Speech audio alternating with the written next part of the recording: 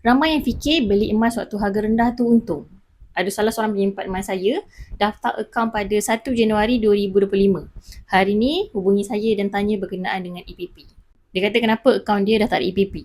Hakikatnya EPP tu bukan akaun dia je tak ada. Semua orang dah tak ada. Saya tak terkilan tentang soalan itu. Tapi apa yang saya rasa sayangnya lah, dia buka akaun tanpa buat apa-apa simpanan emas sejak Januari 2025. Sekarang dah Ogos 2026. Jom kita throwback berapa harga emas waktu dia buka akaun tu. Sewaktu itu harga sekitar RM409 untuk 1 gram. Hari ni, 13 Ogos 2026. Harga emas RM631. Masih belum simpan emas, tuan-puan. Jangan buang masa dengan monitor harga emas. Sebab tu kata guru saya, orang tak mula sebab dua je. Satu, tak ada duit. Dua, tak ada ilmu. Tak perlu tunggu duit banyak. Ada 100, mula 100. Layan. Bila ada duit lebih, lebih sikit.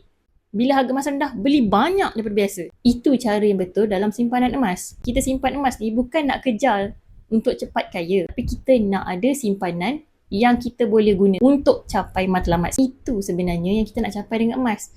Dan kenapa orang pilih untuk simpan emas berbanding duit? 3 sebab je. Yang pertama, nak elak duit bocor. Yang kedua, nak elak kemerosotan duit kertas.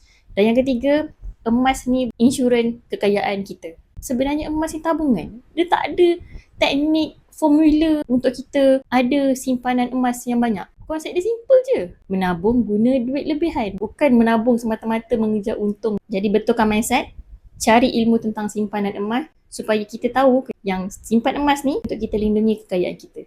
Jadi tuan-puan, kalau nak simpan emas dengan ilmu, boleh hubungi saya untuk saya get sebaiknya atau follow step di pin video.